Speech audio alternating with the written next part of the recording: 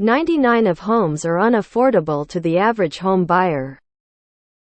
Please explain to me how the prices are on trend. I see a lot of people drawing on charts with crayons, but I don't see any analysis that supports price growth that is academic. Homes unaffordable in 99 of nation for average American. CBS News. I got 99 problems but a house ain't one. But there's so little inventory. As long as one can afford homes, prices will continue to rise or remain the same. Can confirm. My household income puts my wife and I very comfortably in the upper class. But goddamn, we want absolutely nothing to do with buying a house right now.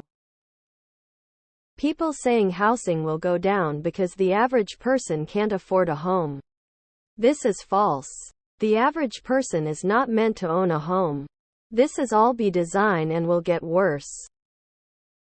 That's where I'm at. $50K for a down payment, but a 1,200 square feet townhouse is $450K. So you're looking at $3.8K, $4K a month on a mortgage. Wow, you took the misleading clickbait headline and made it even more misleading clickbait. If the average home buyer isn't buying a home, then why are you referring to them as the average home buyer? Clickbait BS. They juiced the percentage of income to service the home to make it seem worse than the real numbers would be for affordability. Then they don't account for trade-up buyers and assume all buyers are FTHB.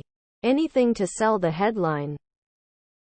Volume always precedes price. I grew up in Detroit, Michigan in the 1950s-60s. Homes in my old neighborhood are selling between $40,000 $70,000. Many of these are two-story, 3-4 bedroom brick homes on decent-sized lots. Garages. Yes, they are older homes, built in the 1930s-40s, but they aren't falling apart. Pos. The only catch is that you have to be willing to live in the city of Detroit. However, if you really want an actual affordable house, Detroit is an option. Affordable to Wall Street and Saudi wealth funds. 100. Everything is worth what its purchaser will pay for it. There is no such thing as an acceptable trend. All they care about is the transaction volume and the financial extraction that results from it. Again, with comparing median home price with average income. First off, they should be seeing if those average incomes or even median can afford any homes in the area, not the middle cost one. Secondly, they should compare like to like. Comparing averages or medians but not both. There is always going to exist a lot of incomes not capable of buying. Owning that in itself isn't alarming. If things were right, half the people could afford half the homes in the communities surveyed. Per the article, only the top 1 could afford the median-priced home. Well, there may just not be enough inventory or they'll sit unsold. I think most of the price jumps are inflation in disguise. It just takes wages longer to catch up as usual. Job vacancies have to go unfilled before wages will creep upwards. But reading the comments, man, blaming foreigners and Airbnbs? Really? Talk about scapegoats. I tried to buy a condo I had been occupying back in July. Realtor convinced the owner not so sell direct to me but to list it $40,000 higher. I signed a lease next door for $1,250 mo in a fully renovated unit. Now they've dropped the price $35,000 and with rates a mortgage would be $1,900 mo $180 WAF fee. 96 days later.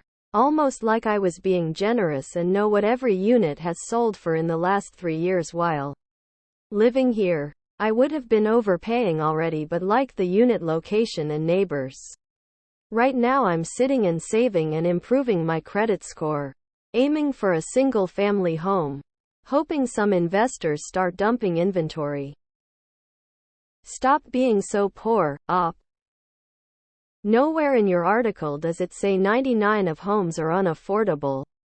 The median price in 99 of 575 counties being more than the average salary can afford doesn't equal 99 of houses being unaffordable.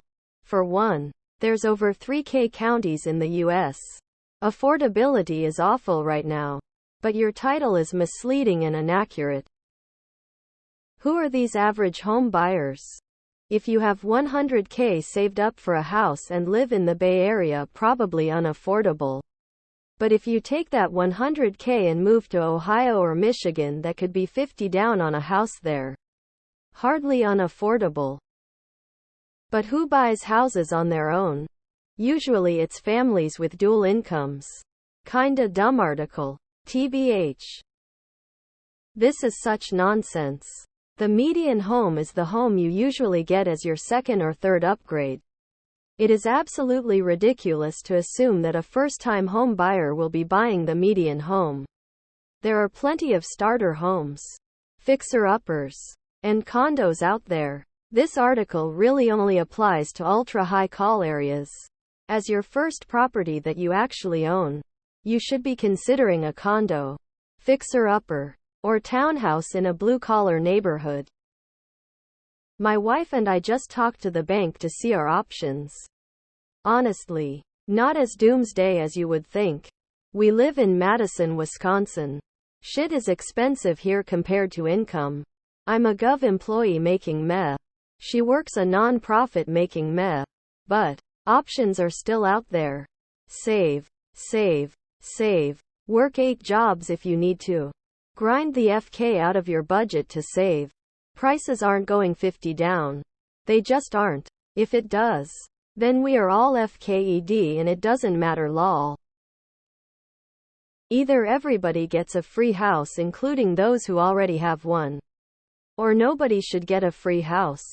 Many of us suffered to get a home, and that home may even be a piece of shit. Do what they did. It is possible. It sucks. Yeah. But others did it. Yeah. I know that some spoil kids had their mommies buy them a house. Yeah. And fuck them. Others, who didn't have that, suffered and made it happen. Go to college. Get a degree. Get a job that makes real money. It still works. To this very day. Housing market was pretty good before 2021. Vote better. We did it, Joe. That's because of your boy Biden's interest rates, not prices. I hear a lot of feelings in the post or lived experience. Where is the actual research that supports your claims? If it doesn't exist, make it. How does this happen in Biden's economy? This article is dumb. So what if the average American can't buy a home? There are many, well above average Americans who can. Foreclosures are at a decade low. Houses are selling, albeit at a slower pace. If homes are selling and foreclosures aren't spiking, then I guess home prices are affordable for the people buying them. 99 of homes are unaffordable to the average buyer. Homes are unaffordable in 99 of the counties. My sil and her husband just bought a SFH with inheritance. Their monthly cost including mortgage is close to $5,000. I'm pretty sure her husband makes around $120,000 and she makes nothing. Claims she has a business selling art, but it's not fruitful. IDK, how in the hell they're going to afford it? They used all their inheritance and took out money from their 401k. They have no money to renovate it, and the house has a pool they can't afford to maintain. So it's just gonna sit there. I'm worried about them. But at least they're homeowners. Funny how the article states the 3 increase in home prices but conveniently doesn't specify the increase between the 30Y mortgage rates, which is almost 11.